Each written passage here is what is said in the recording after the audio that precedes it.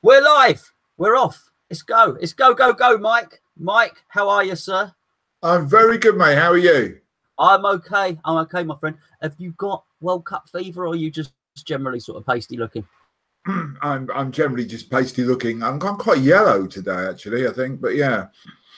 You are the candlelight is giving you that sort of glow, that sort of holy glow. It's my World Cup seance. I'm trying to raise the debts, the successes of Germany past to try and make up for their dismal showing of this year's World Cup. Well, at this angle, it looks like you're going to catch your hair on fire. How have you enjoyed the World Cup so far? Have you enjoyed the World Cup so far? Have you watched much of it? Yeah, I must admit, I'm watching it, all of it. I think I've missed one game. I've been quite ferocious about it. I work from home, so I can, work the hours around watching the games, and I've really enjoyed it. There's only really been a couple of really rubbish games. Do you know what I mean? I've got some interesting World Cup stats for you later, and stats and interested are not two words that go together usually, Mike. I find. All right, I've got some boring World Cup stats I'm for sure you, do. Mate.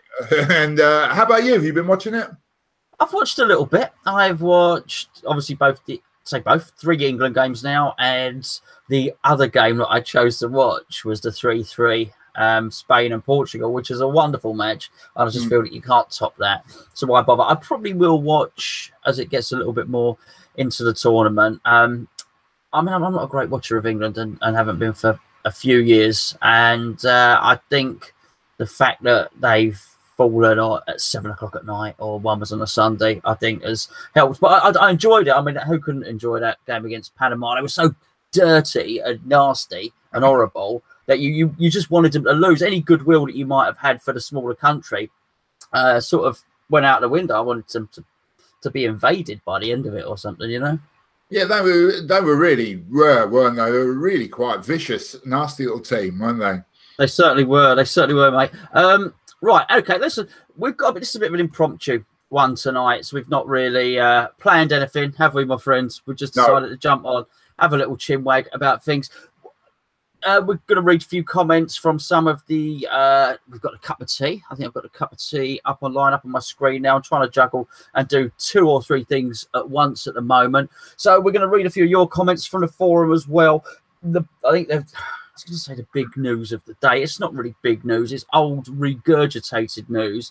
Is the Felipe Anderson thing? What's your views on that, mate? It's come up again, right? Yeah, but Big Phil, yeah, he's apparently Big Phil, as you like to call him, and I'm going to adopt that as well. Is apparently you've upped the offer to what they've asked for. Is that right? Apparently, Pellegrini's gone in there and had a meeting with them, and Pellegrini has just insisted, I don't care what it takes, I don't care what you have to do, you've got to get this guy, this is my guy. So I think reading between the lines, they've had to go back and they've had to up their bid. What sort of a situation that puts us in with regard to, negotiating with Lazio, who have been difficult enough anyway, who are now going to know that we've got to get him. They're just going to hold out for the money that they've initially demanded. So it's off, it's on, it's off, it's on, and now it seems like it's back on, and possibly Mr. Sullivan is in Italy, which is where Lazio is, in case you didn't know. Well, is it? I wondered. No, I've it's interesting, isn't it? Because Mr. Sullivan as well is going on holiday. I did think that the real serious business will be done the minute that the actual professionals are in and he's out the way with his crayons to start faxing stuff over, as he likes to do, badly spelt. And so I'm wondering now if the real stuff's going to start happening now that he's buggered off on holiday.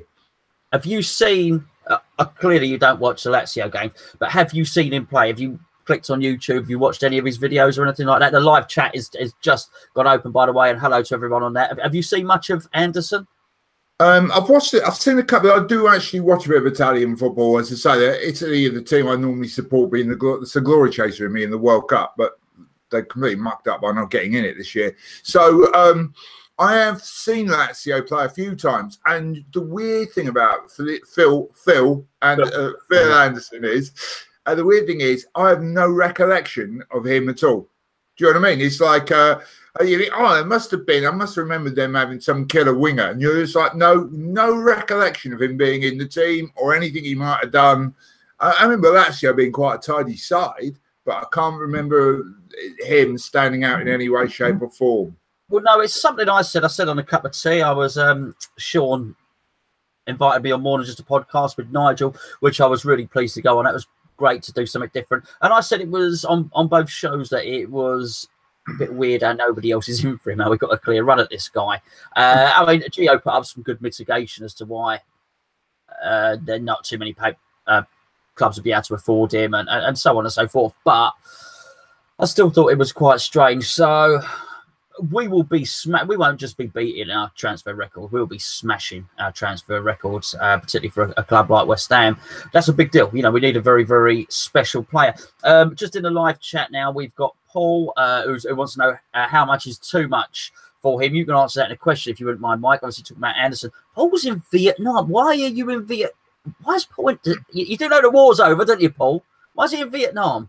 Wally, hello, gents. Chris Bryant, hello, Chris. And Victor Fenn says Julius has taken over the Anderson deal. How much is too much, Mike?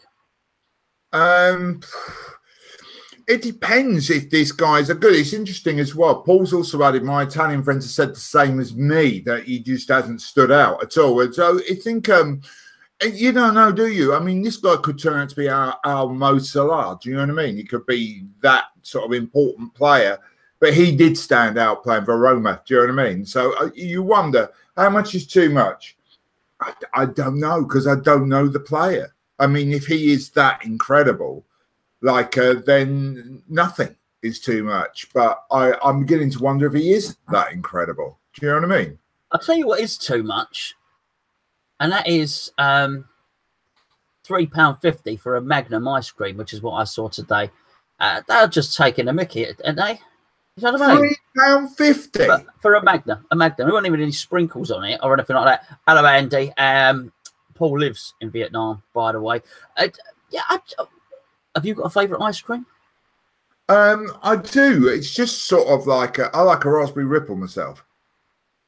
That's a bit old-fashioned, like the old Neapolitan in a tub. Well, yeah. I mean, like I'm a retro kind of guy. Look at me. Do you know what I mean? I'm hardly going to say the latest new craze ice cream, am I? No, I remember when Mum came home excitedly with a Viennetta, and we thought Viennetta was posh. But I still, you can't beat, it's a Viennetta Italian. I don't know.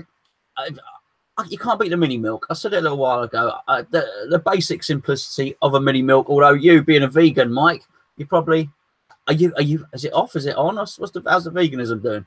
I've switched to vegetarianism, so it means ice cream's on. Veganism was just been too hard to implement, so I'm just an old-fashioned veggie now. Yeah, absolutely. Right, joining us later on, we've got Mr. B. Ian, you'll know he sends us in some videos from time to time on Your Shout. We're going to try a new concept, basically, which is just somebody joining us for 5 minutes, getting their views, and then they bugger off again. Arctic roll, yes, indeed, Andy. So, and then if it works, this whole show is an organic thing. We're making it up as we go along. There's no plan, really. And if it works, we'll try and do a couple of extra things like bringing people in and just try and get a few more of you involved and find out what you lot have got to say. Right, Mike, what I'm going to do is... Look, we've got ice cream stuff coming up now. Everybody's saying their favourite ice creams. 99 Flake is hard to beat, I've got to say. I'm just having a quick look down on YouTube here, and I'm going to go to mine and Gio's chat that we had on...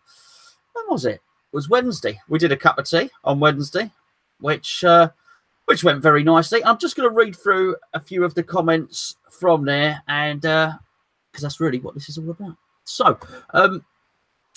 well, first of all, Far Canal, which is an interesting one, says Gonzo sounds like Nursey from Blackadder, and I am a big fan of Blackadder. I've watched it far too many times than is healthy. We got Joshua Ryan Schroer, whose name I know that I've now pronounced correctly because he confirmed it back to me. He said, and this was on Carvalho, we had a big conversation about a few of the players in the World Cup. I'd like your views on Dendoncker, please, Mike, and also in the chat. If you could tell me in the chat what you thought of Leander Dendoncker, I want to get into that, actually. But he just said, I agree, Gonzo and Gio on Carvalho. I like him, but I've always said I have a worry about his pace and mobility in the Premier League. A lot of clubs, like Arsenal, didn't go for him for that reason. He's not a fan of Carvalho. And I just said that I'd seen him, once I'd seen him play in the World Cup, I wasn't impressed. I thought the same with Dendoncker, by the way, which is why I was asking about him. He also says, but on Anderson, he thinks we should back off for a bit because nobody else is bidding, and Lazio want to sell. I think he thinks we should call their bluff, basically, Joshua there. Mike, Leander Dendoncker, obviously you watched it? Yeah, he only played against us, didn't he? He hasn't played in the other games for them. He actually looked all right. He was playing on the right, wasn't he, of the back three. He was more mobile than I thought he was going to be. I thought he was going to be another slow one. He did fine. It didn't make me think, oh my word, this guy's amazing. But on the other hand, he did his job that he had to do. I mean, England didn't get a sniff, did they? I wasn't impressed, I've got to say. I thought England were poor. But that was the second team. I do understand why Southgate did it, not getting on their back. I do think in terms of latter rounds, I do think what I've always thought, which I think England's inability to find that creative pass from the middle of the park is going to cost us. Our lack of a playmaker is going to cost us at some point. Well, Dyer was Dyer in the middle. And I just thought we didn't offer an awful lot. But I thought he didn't look like the player everybody was clamouring, not everybody, but a lot of people, particularly on social media, were clamouring for us to just pay them the 30 million, pay Angelek the 30 million for Dendoncker. He didn't look like a 30 million pound player to me. No, I agree with you. He's not. So, I mean, if he was going 5-6 million, you get him in as a squad player, could try and work his way in, but not for that sort of money. Interesting. I'll tell you something, because you mentioned Carvalho earlier. I was watching I said I've watched them all, right? Portugal against, I think it was Iran, and they man-marked him. They actually put number 20 for Iran, man-marked Carvalho to make sure that he could, when Portugal had the ball, and he couldn't get away from him. He was that slow. He could not lose that man marker in midfield. It was really interesting. I was just watching those two. That guy just followed Carvalho around the pitch. And Carvalho was running, and number 20 for Iran walked. Yeah, I think a sloth could probably man-mark Carvalho. Jamie Steele in the chat said he wasn't pleased with Dendoncker. Paul says it's hard to judge anyone just on that game. William looked worse than Chiate. This is Andy Walsh. Andy, I'll often see him popping up on social media as well. Hello, Andy. He said William looked worse, talking about William Carvalho, looked worse than Chiate. And Dendoncker looked okay. But he was up against the second string forward line, which I do agree. This is the one here. Darren Minshall. Hello, Darren. Imagine if Lukaku and Hazard were playing. I mean, I do agree with that. And obviously, we did have a second string. So did Belgium. But it was still. I did worry. Did you see? Did you see Batshuayi, Mike? He was desperate to do something, wasn't he? No. Did you not see the clip? Oh, when he kicked the ball into the net and it hit the post and hit him in the face. That was hilarious. Yeah. Yeah. Charlie. Hello, Charlie. Charlie's in. In regards to Dendoncker, you can't judge a defence player from a single game when his opposition just didn't care. There we go. Well. Yeah, well, he's right as well. I mean, what was he Paul agrees. You all agree. You what? I said you all agree. Paul agrees with you. You agree with Charlie? Yeah, well, you know, we're meant to start a debate. Charlie, you're completely wrong. He should have scored a hat-trick. He had the chances in central defence. Now, what was he meant to do? I mean, he got done for pace by Rashford once, didn't he? But, I mean, most people would be done for pace by Rashford. He missed still, Rashford did. But, you know, it wasn't a good game, that one, was it? I mean, I understand that it was a second team, but it just wasn't a good game. I don't think you could judge most of the play. I thought Lukaku Jr. or whatever, the brother was not Lukaku, Hazard Jr. was quite useful to them. Thorgan. Is he called Thorgan? There's a name to conjure with. Absolutely. It sounds like a superhero, doesn't it? Here comes Thorgan, has it? Yeah, absolutely. A Danish god from Belgium, if you like. Yeah, not famous Danish gods in Belgium. Not so much, no. Richie Van Rock's joined us. If you remember, he is a scuba diver. Remember? Oh, yeah, remember that. Yeah, from the Sinks Like a Rock School of Diving. Yeah. Hello, Richie. How are you, mate? You good? Yeah, you can answer that in your own time. Yeah. I want to say that thank you to Billy Boy, by the way, on Twitter for retweeting this. That's very nice of you. I'm just gonna, if I may, just quickly. Where are we? We got Bado Hammer, who again we've met on the boat. He's on the forum. He said, "Cheers, lads. Get what you mean about the Anderson on-off thing." I mentioned that we might be doing our business quietly. He certainly hopes that's going to be the case. That's something about Love Island. We'll get onto that in a bit, because apparently I don't know. We'll talk about Love Island in a bit, because I don't watch it. I'm guessing you don't watch it, Mike, but apparently everybody else does. Bernard, Vince Ritchie is talking about Bernard, if you remember. He said Bernard would be a great little signing, and he'd definitely take Drinkwater too. Now, Bernard has apparently indicated that he wants to go to China rather than come to West Ham, so which is strange. I would understand if it was Lake Como or something, but hey, they must be offering a lot of money, I'd imagine. Right, Mikey boy, are we going to invite Mr. B onto the show? Let's get him on. What? Get him on. Mr. B, you got to click that link I've sent you. We want to find out what you've got to say. In the meantime,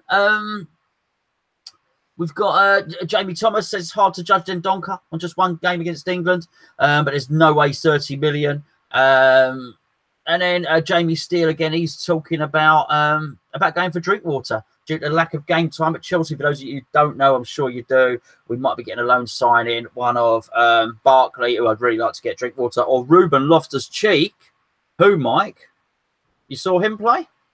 Yeah, he came on for later in one of the other games, that thumping of Panama, and I thought he was actually all right against probably our best, well, actually by far our best midfielder. I thought our midfield was incredibly weak against Belgium. He's probably our best midfielder.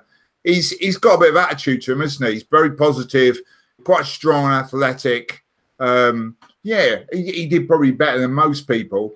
I thought there's a few things, though, about the whole thing with our transfer business. You know, you guys, when you did Cup of Tea, and I watched it, and you had quite a good conversation about defenders, and you were talking about with who would you start? I remember there's a question, who would you start in central defence for the first game against Liverpool? And you guys made a really good point of saying that you'd go with Ogbonna and Rice, because it's their shirts to lose. Am I right?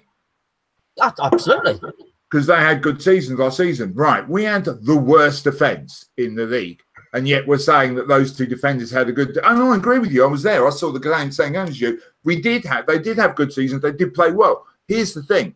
Why did we lose so many goals? Why did we concede that many goals? So the reason is midfield. That's the area that really needs the surgery to me. Okay, we need another centre-half. I agree with that. And hopefully Diop will come in and do well. But we really need to do something useful with the midfield. I think that is the number one priority. What do you think, mate? I completely agree. I've been banging on about the midfield since our pre-season friendly against Manchester City. Now, talking of the Sky Blues, we're actually joined by Ian, is a.k.a. Mr. B. And the reason I say Sky Blue, because he's from sunny Cornwall, and I spoke to him on the phone earlier, and he's had 2 weeks of glorious sunshine down by the coast. How are you, Mr. B? Oh, I'm very good, thanks, Gonzo. Hello, Mike. I was attempting to... I was going to do it on the outside broadcast on the yacht today, but I decided not to. I thought I'd stick indoors. Yeah, a bit of a shame. But no, you could be anywhere. You could be anywhere. But he does honestly live in Cornwall. He's our Cornish hammer. But as you can tell, he's not... he doesn't say Bernard. He has actually originally... Where are you from, Ian? Tell him where you're from originally. I was born in Whitechapel, so I'm a proper East Ender. But sort of, I kept on moving out. I sort of ended up on the Essex-Suffolk border and then sort of headed west. Yeah, well, if you keep moving that way, you'll be in the sea. But worry not, because we've got a scuba diving instructor in the chat. Sinks like a rock, school of diving. Can't beat it, mate. Ian, what you tell us about England so far? What are your thoughts about England? What do you think about going forward? Our chances. He risked it all, didn't he, by resting them to try and gamble to get Colombia. Is he looking too far forwards? Should he just try to win the game and got Japan? What's your thoughts? I actually thought it was quite a shrewd move. I mean, I know I've seen a lot of stuff on social media saying we should just play for the win. But if you look at the two halves of the draw, we've definitely got the better half of the draw. And I think Southgate was definitely looking forward. And at the end of the day, the Colombia group was fairly tight anyway. I mean, I think that moved 2 or 3 times during the course of 90 minutes. So he could have gone up against anybody. And I'd actually fancy our chances against Colombia. I think there's potential to get through to semis, but we'll come a cropper against Spain. We're not that good. I'm really, pleased with the way we've been playing. I hate saying that there's some Tottenham players in there, but when they got the England shirt on, so be it. I think it's as you get out of the group stages. So I think we can get through the next round. I can see us potentially getting to semis. I don't think we're going to win it. I think Spain will probably maul us, but all in all, at the moment, I'm been quite buoyed by our performances. Quite good. Have you seen Colombia play? Sorry, Mike, big one. I was about to say exactly the same thing. Have you seen Colombia play? What did you think of them, mate? Again, very, very slow starting, weren't they? I don't think they're that great. I mean, obviously, it looks as though their sort of star man is now out for because he had a calf strain and come off. Old James. James. So just they've got some good players. Falcao's always going to be a danger in and around the box, but they're beatable. I definitely think they're beatable. Excuse me, I could probably just hear the dog barking there. Someone's messing with a lock. My wife's trying to escape. My latest. One of them's trying to escape. Don't worry, I've got plenty. Okay, I mean, I thought it was a risk. We haven't discussed that yet, Mike. We'll get your opinions on it. I thought it was a hell of a risk. I think we just should have gone for it. I don't think we're good enough to pick and choose our way through, tiptoe through the daisies, so to speak, and pick and choose our route. I think I haven't seen Colombia play, but traditionally they've got some good players. James Rodriguez, as he was christened, is a dangerous player. Falcao certainly is an excellent striker. Even if it's just that, they're going to pose a threat, particularly to our back line, which looks a bit suspect with Kyle Walker, who's really not a centre-back. What were your views on that, Mike? Well, my views are, having watched the Colombia games, is that, in fact, I think their strengths are the other way around. They've got a very good defence, and they sort of get weaker up the pitch. Their midfielders isn't full of creativity, but it's very solid. Do you know what I mean? And their defence is very, very good. I know they conceded 2 against Japan, but one of those was a 3rd-minute penalty. And while it was a penalty, and he was a bit of a div putting his arm out to stop the ball like that, they then only just lost to Japan with 10 men for 87 minutes. Do you know what I mean? After that, they looked very, very good at the back. Solid midfield, not that much at the front. They scored, didn't they? Beat Senegal on a set piece, and that's where their goals are going to come from, much like us. You know what I mean? They're like us, really, but with a stronger defence, and we've probably got a little bit more up front. It will be a 1-0 game. We just have to hope one of our set plays pays off and theirs don't. I suspect is my feeling on that. Yeah, I noticed they beat Senegal after Senegal decided to play Czech Kyoto. Senegal were doing great, and then they put Kyoto in, and that was the end of them. Well, it's funny you should say Kyoto. Before I bring you back in to get your opinions on West Ham, Ian, we're just from the chat, which has been going very, very nicely. Is that the name? Maverick, who doesn't like naked volleyball, which is that's a great username. He likes Rashford. Paul thinks to bring Rashford on later. Vic's offence says West Ham have had Dendonka, or he calls Donkey, watched a number of times, and I don't think he's that good. Paul also thinks Diop would be a great central defensive midfielder if coached, as would Declan Rice. Jamie still says Kiate's lost his touch since the 15-16 season when he was a powerhouse, but the past few seasons he's been dull and uninspiring. A bit like this show, really, probably. Relaxing Woody 05. Hello, Woody. Hope you're relaxing. He sees the new kit in the Hammers Lakeside shop. He's not too keen on the yellow socks, but he likes the teal t-shirts. Fabian Delph is woeful, thinks Darren. Alice. Hello, Alice. Hello, Alice. Nice to see you back. Delph has gone home now, apparently, Paul says. Maybe he's having a baby. Well, not him. Can you imagine? And hello, Relaxing Woody again. And that's a bit right, Ian. Mr. B. What do you think of all this signing shenanigans, all this Anderson malarkey? I'm getting a bit bored with it, to be honest. It's just, I find it quite amazing, particularly on Twitter and on social media, how people seem to be hanging off of every word of every little snippet of information that comes in from in the knows that aren't in the know, and some weird and wonderful sources. And you know, it's the Anderson thing's just dragged on for such a long time. I mean, obviously, I was listening to what you were saying earlier on. My worry with it, if he's that good, why is nobody else in for him? And that to me is a worry. I mean, Pellegrini's obviously had him watched, and he rates him, and he probably sees him as an integral part of our team for next season. So you know, he sees something about him, but is he well, only, like you said, only time will tell whether he's going to be, you know, a 40+ million pound player. And does it for us when he's not really set, as far as I know. And I watch a little bit of Italian football. I don't think he's set Lazio alight. So yeah, it'd be interesting to know if that one is concluded. But and also the fact if Pellegrini, if it's true that Pellegrini has said, look, I want him at all costs. That is quite a major step change for us, because that would never ever have happened. We'd always find a reason not to buy a player. So he's obviously, but you know, Sullivan's going to be listening to him and getting his checkbook out if he is going to smash the cash and get him. My thing is, I think that with the spending, they're still talking about getting another centre half, a couple of attacking midfielders, and potentially like one or two others in there. They're going to have to sell to buy. I just can't see how they're going to fund it unless our mate from across the water in America is actually secretly funding us some money, because we just don't spend that kind of money. I don't know where it's coming from. So what do you think? What do you think about this 70 million?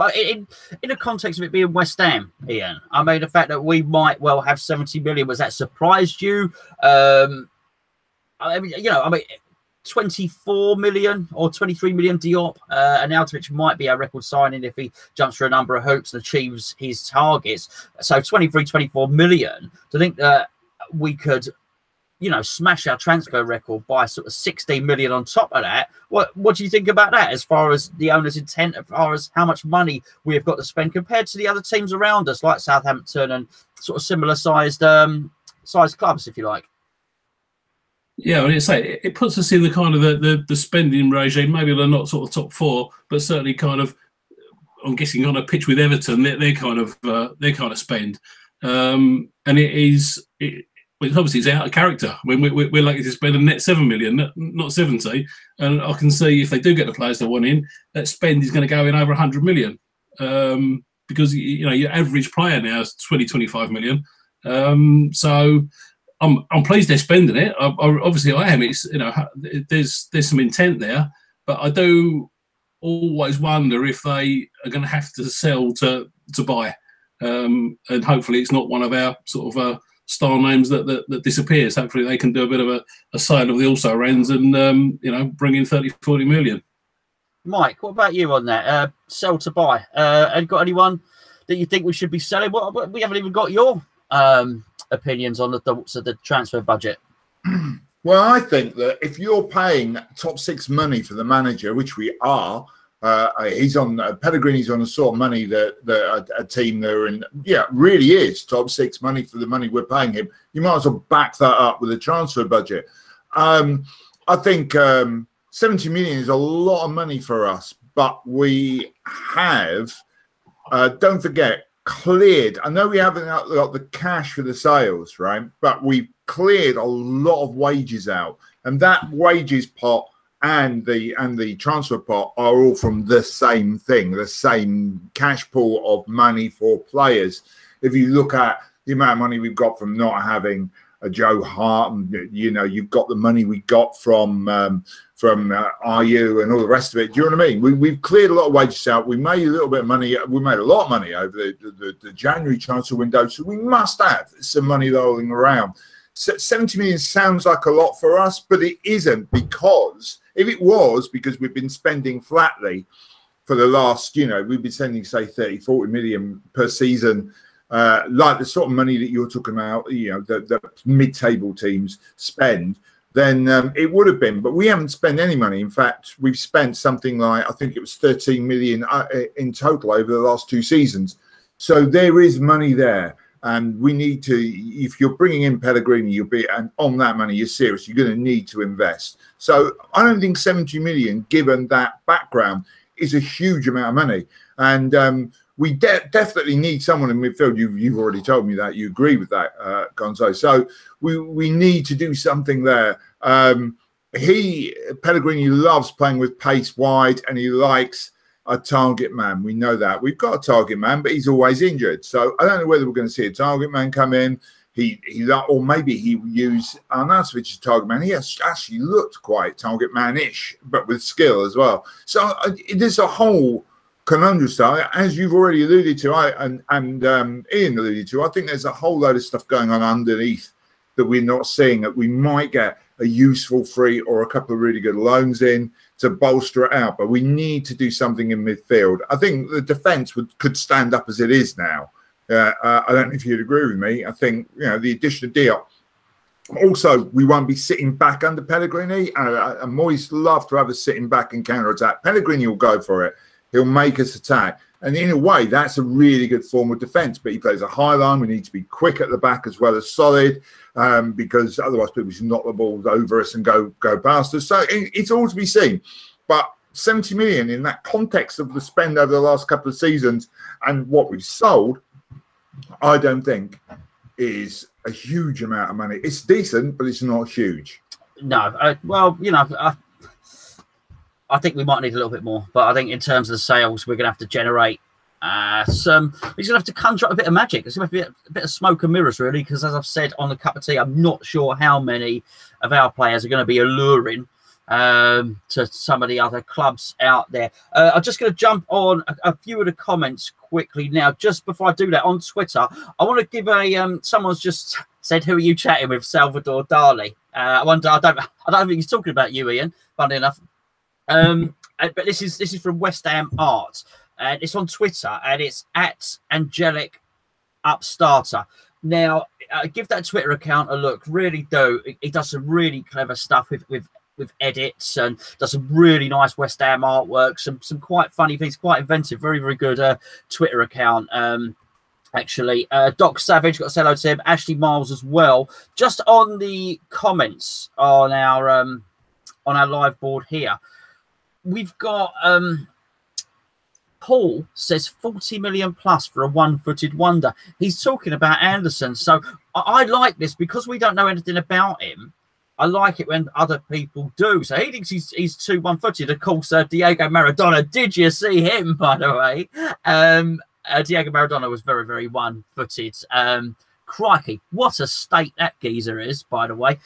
Paul also says Ravel Morrison could have been. Such a shame. Jamie Thomas agrees. Jamie Steele likes Ravel Morrison. I've got to admit, I loved Ravel Morrison. I thought he was really unlucky that a player who was that creative was around at the same time as Sam Allardyce.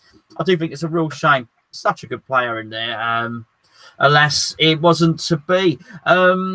Let's have a look here. Okay, Dell. Hello, Dell. He says Torino look to beat us to Armando Izzo, who I know we were linked with. Where have we always got? Entering our third season. This is Relaxing Woody 05. Entering our third season in a new stadium. What would be an acceptable finish this term, given if we buy big? Ian, you can have that question in a second. Kia's gone to Newcastle. Trip Smith may have a lot to do with the extra money. That's what Victor says. Actually, I sort of agree with what Mike was saying. I think we've been stockpiling the stuff. Few people think 10th would be okay. Paul says with cup runs. Byram to Rangers. David Ryder says that. I'm not sure, David. Rangers, who have got Stephen Gerrard as their manager, have just signed Flanagan, who is a right back, as I remember, on a permanent deal. I think he's a right back. Correct me if I'm wrong. Alice says Maradona, karma bites back. It certainly does. Ian, acceptable finish if we spend big, mate. Certainly top half, but realistically, it would be nice to be hanging on the coattails of the top six. 7th or 8th would be a really, really good season, I think. Would love to see us pushing towards trying to get a European spot again. That would be good, either for a cup, but ideally through the league. So yeah, certainly, I'd be looking top 8. But I think, as Mike alluded to earlier on, I just want to see some nice attacking football after a few years of just absolute dross and negativity. Just to see us go out on the attack and ping the ball about and pin other teams back for a change. It's just, I'm really, really looking forward to it. Yeah, well, I think we all like. It'd be nice. We've had to wait a little bit too long. I think we can all agree on that. It would be nice, as you say, to just turn up at a football match. I think we're going to have a go.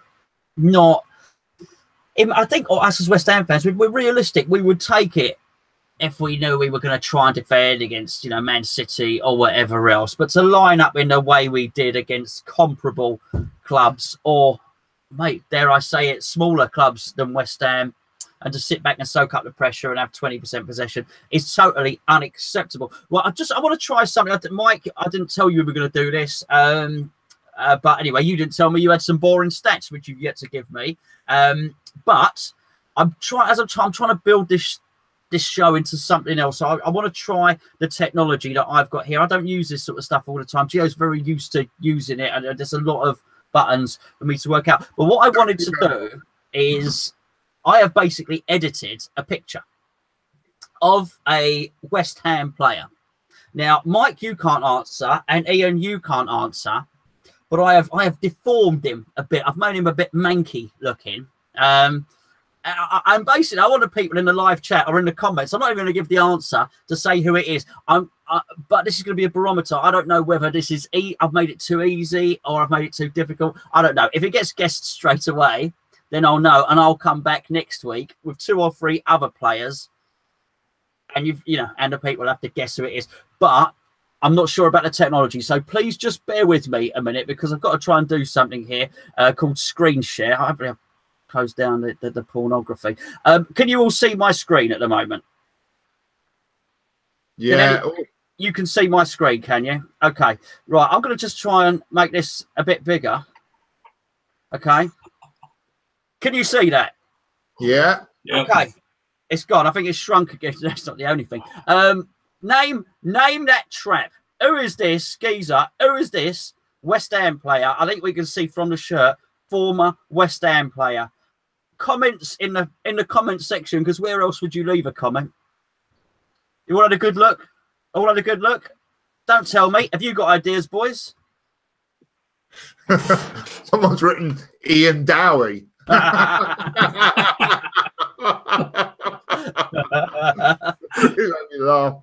It worked. I wasn't sure whether we could share images as we're doing this show, because it's live and we, there's sort of no.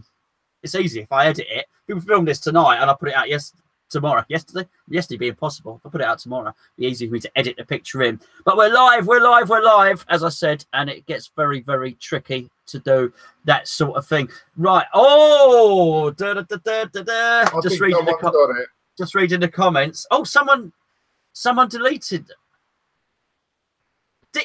Mitchell, Dion Dublin. It can't be Dion Dublin, can it?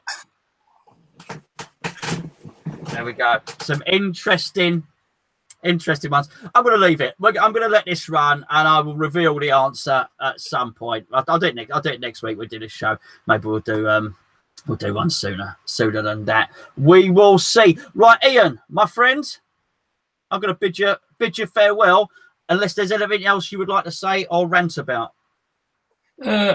The only one thing I'd say, I'd just like your and Mike's thoughts on VAR, or as I call it, vaginal area review system, because they're always checking things in and around the box.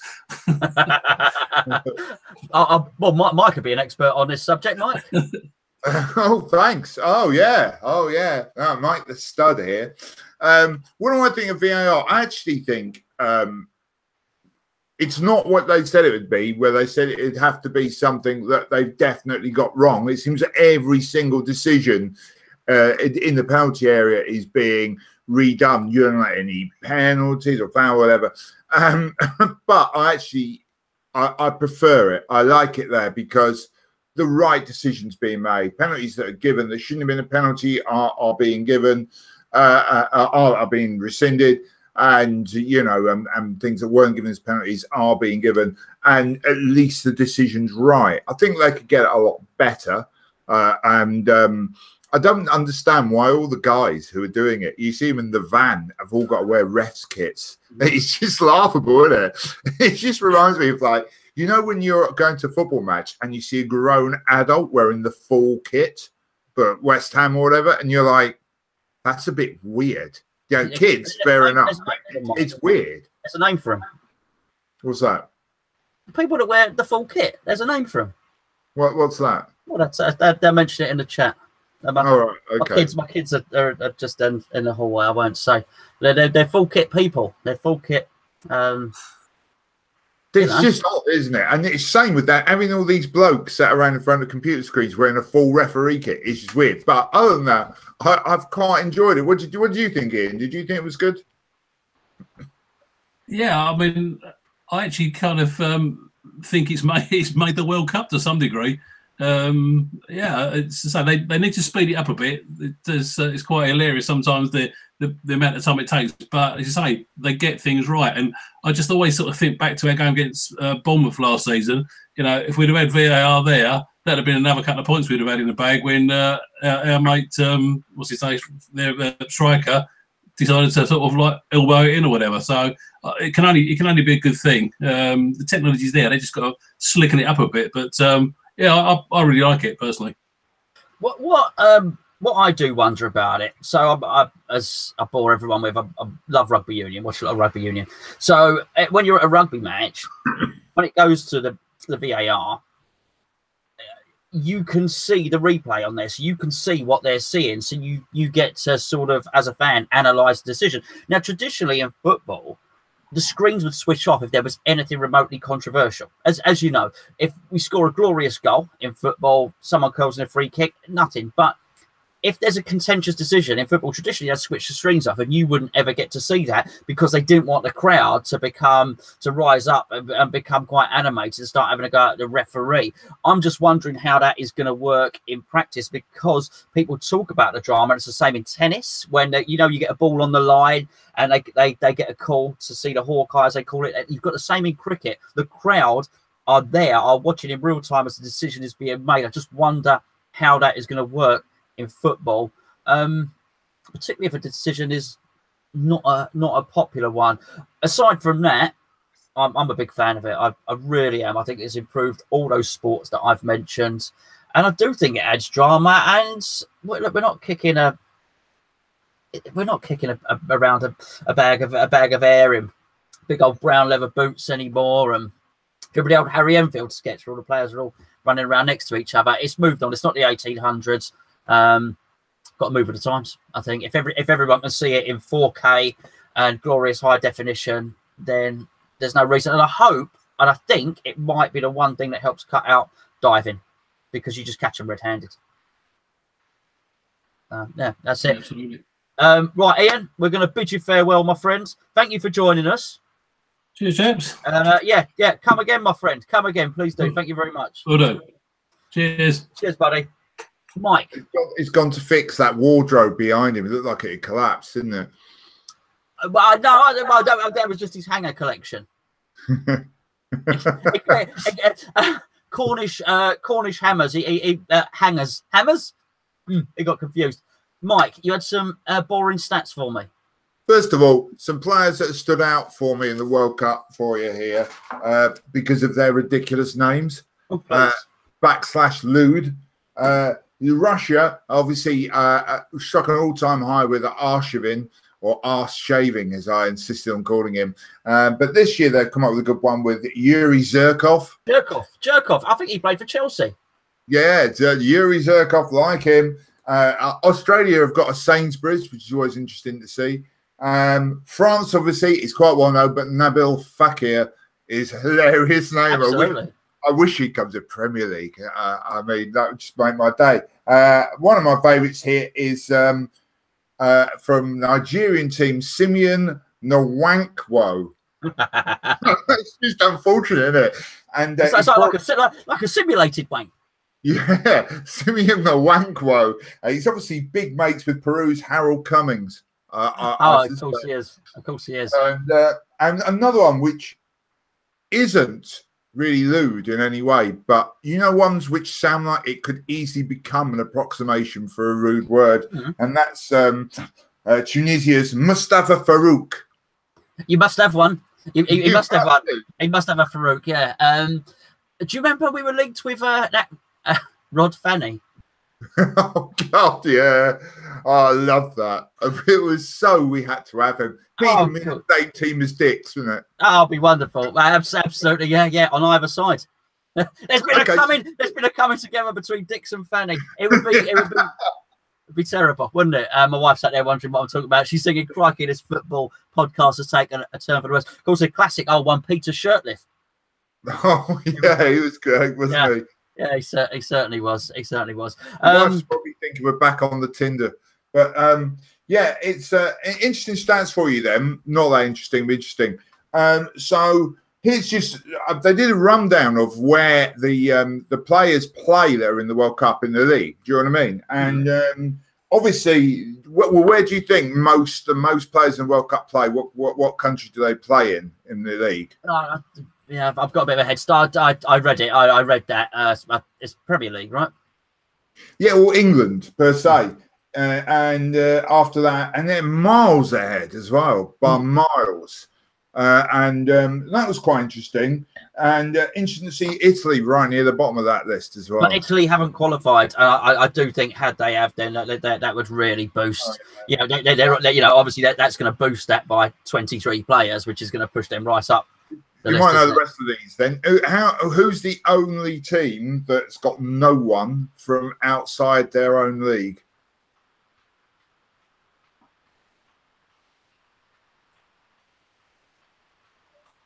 Saudi Arabia or something? No, England. Oh, of course. Nice. Tricky. You tricky little shits. What? Hey, you got me there. Mike, yeah, out of the Belgium squad, how many of them play in Belgium? I'm going to go with none because it sounds tricky. We talked about the one that does. Oh, of course he does. The Dilly Donker. Yeah, Dilly Donker is the only one that does. They've got 11 in the Premier League, but 1 in Belgium. I thought that was a really interesting stat. That's about it, really. The rest of them a bit boring. Yeah. Show everyone your handkerchief.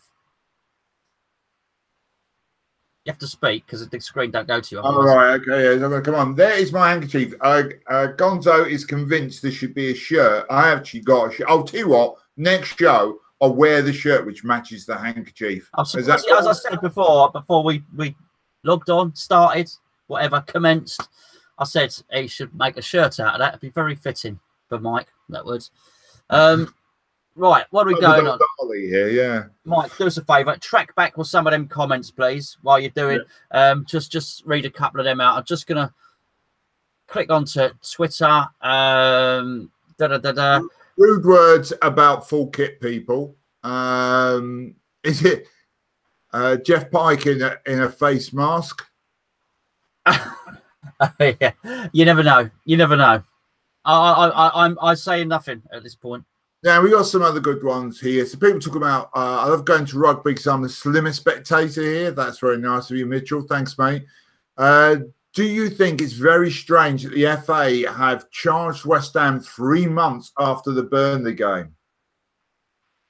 No. They've been a bit busy, the FA. They've got a couple of couple of things to deal with at the moment. I just look, as long as we don't get any points deducted.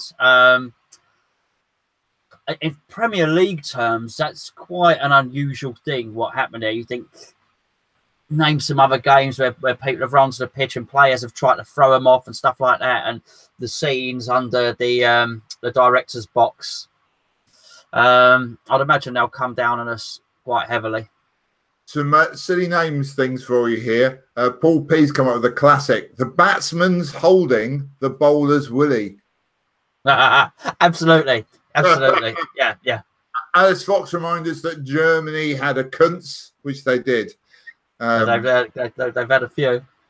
Yeah, whole team of them at one point.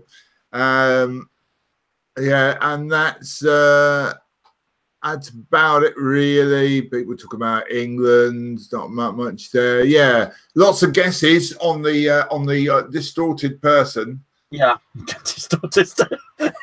It's the distorted person section. Yeah, so I like it. Well, go on. Yeah, lots of people guessing. Do you want to hear what people are coming out with? Oh, you can. Yeah.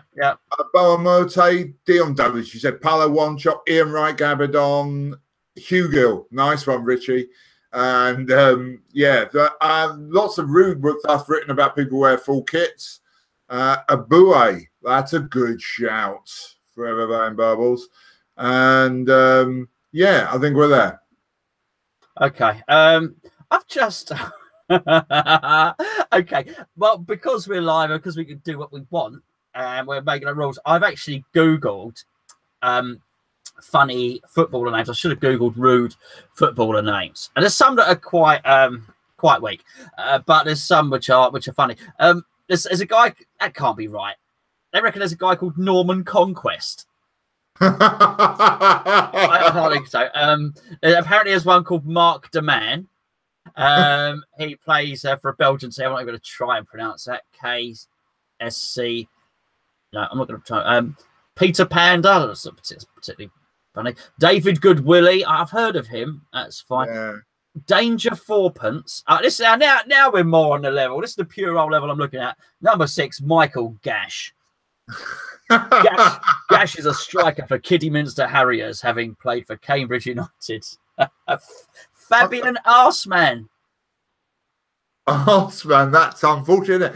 You wonder sometimes, like when people are, do they not think how the surname, when you have your child, do you not think that how will the surname affect the Christian name? Will they work together when you have your child? I went to a school, genuinely true this, with a Matthew White. Matt White. Yeah, I can understand. You had to explain it to me. I can understand how that was missed, to be fair. Yeah, maybe they weren't painters and decorators. So, Andre Muff. Ralph Minge. Ralph Minge played for Dynamo Dresden. Also representing East Germany. Gianni Shittu, we know. Paul Dickoff, of course. As a Rod Fanny, I said him. Dean Windass, I guess that's Lars Bender, of course, which is Nicholas Bender, similar. Yes, yeah, there you go. Not bad, really, are they? And of course, Darren Bent. Darren Bent. Yeah, Darren Bent, who I saw doing some punditry work the other day. He was a funny one, wasn't he? Well, he was really, really good. Then he went to Tottenham, and then it just sort of, well... He was awful at Spurs. It's weird, isn't it, how players are really, really good, and then they get a move to some club, normally it's us, and turn rubbish. But he was, I think we'd bid for him at the same time. I think he possibly chose Tottenham over us. Not entirely Yeah, sure. he did. Yeah. But he was good. He was good. But I don't know what happened there. But there you go. There was a time when he was sort of on a par with Jermaine Defoe, and they were both banging loads and loads of goals in. But just goes to show that the wrong move, and it's all over. Speaking of which, I think we might wrap it up there, Mike. Unless you've got anything else that you'd like to say. I'd like to say that I think that the New England kit should be a floral shirt like this. I think that would make us very hard to mark. I like the home one. I like the England. It reminds me of, it might be 1982. I still remember Kevin Keegan in one like that. Must have been 82. Yeah, it reminds me of the 82 kit. Brian Robson, when everyone had curly, everyone had a perm. Do you remember? Yeah, how can you forget? Oh, of yeah. course, they all look like you, Mike. Oh, thanks. Yeah, cheers. And that is just what my hair looks like. Sorry, folks. You know. Yeah, no, it's a nice kit. Right, we're going to do this again very, very soon. It's barrel scrapings, to be fair. We are. The news is still on the ground in West Ham. It's recycled news. It's regurgitated news. Somebody said in the comments earlier, which is something I agree with, that maybe they're just going right under the radar, and maybe the whole Anderson thing is a bit of a smokescreen for us getting some players. You know what we should do? Go on. Make it up. That's what most of the websites are doing. Next show, we'll come on with loads of transfer news. Totally invented. Okay. Yeah. I like that. Yeah, let's do it, and let's put it out there, and let's use hopefully out some of our fine views. What do we get? 1,000, 2,000 views last time we did one of these. I can't remember. I've not even looked. But that's a lot of people. That's a lot of people joining on this, which is very, very much appreciated. I wonder if we can make up a rumor, and if everyone can start circulating. We're all in the know. Yeah, Ralph Minge is coming to West Ham. But we can, well, just make it actually sort of quite realistic, but try and get the papers to pick up on it, because they're scratching around. They don't know what's going on. Somebody that's not been linked yet. Make up a tenuous link. Think of somebody that perhaps has played for Pellegrini before. That's not too much out of our price range. Just make it up and just put it out there and see if the papers pick up on it, and then we'll just all know that they're all full of shit. Yeah, Santi Cazorla. That would be a good one to go for. He's played for him before. That is a good one. You've ruined next week's show, Mike. No, I'll come up with those more. Don't worry about it. Okay. All right, good. Right, Mike, anything else you'd like to say, my friend? No, that's about it, mate. Other than have a great week. I'm sorry I haven't done any Mike on Mondays. I was going to do World Cup ones, but to be honest with you, the World Cup is everywhere. You can't move for World Cup stuff, so there's no point in me just adding to that morass. With my witticisms, that's an Indian dish, isn't it? Yeah, I love a World Cup morass. A bit spicy for me, mate. I tend to go for the korma. And or indeed European Championships korma, but he played for Sheffield Wednesday, didn't he? Korma. Anyway, Other than that, I will look forward to doing the next one of these then. Absolutely, and we will look forward to having you back, Mike. Thank you very much, mate. Hopefully, in a new floral shirt with a new handkerchief. It better be a new handkerchief, because that would just be disgusting. No, I'll wash this one, but I'll wear the matching shirt next time. But that's very eco-friendly, I think, actually, to have a handkerchief. I just wipe my nose on my sleeve, really, and then throw the shirt away. Oh, come on! No, I don't really. But I'm not. I recycle. You must. You've been a vegetarian. You must recycle. You must love all that stuff, Mike. Being a lefty and a vegan and all that. Yeah, I do recycle. I've separated them all out into all the proper categories. You know, dead animals, murder victims, all the rest of it. You know, and forged money, and I make sure they go in the right bin. Quite right too. I'm only mocking. I'm very big. I'm very big on the environment. But there you go. That's a subject for another day. It's not a subject for another day. We will never even come on here and discuss politics or the environment, because you don't want to hear us talking about that, do you? Not at all. What you want to hear is saying rude footballers' names. Thank you very much for joining. Thank you to everybody that's in the group chat. I'll just give it one quick look now. Paul got a request here for Relaxing Woody wants West Ham man to come on the next show. You really don't want that. You really don't want that, Relaxing Woody. No, thank you to Maverick, Relaxing Woody, Andy Walsh, Forever Blowing Bubbles, Forever Blowing Bubbles. Mike, he wants your tactics table. He wants, you've got to do a Mike on Monday. I think just for Forever Blowing Bubbles there, I think you're going to need to get the tactics centre out and demonstrate what England have been doing, You must do that, surely, mate. You know what we could do? We could get the tactics table up for the next show if you want. Can we do a live tactics set? Can I say over to Mike at the tactics centre? Yeah. And then, totally. Yeah. Okay. I like that. This is good. I just checked the tactics centre. Mike is free, obviously. He's a busy guy. He's in demand, but of course. Well, we've showed with Ian coming on that we can handle additional guests on the show, just dropping in and out. So that's fine. Danny Shitu, thank you. I'm not thanking him. He's not in the live chat.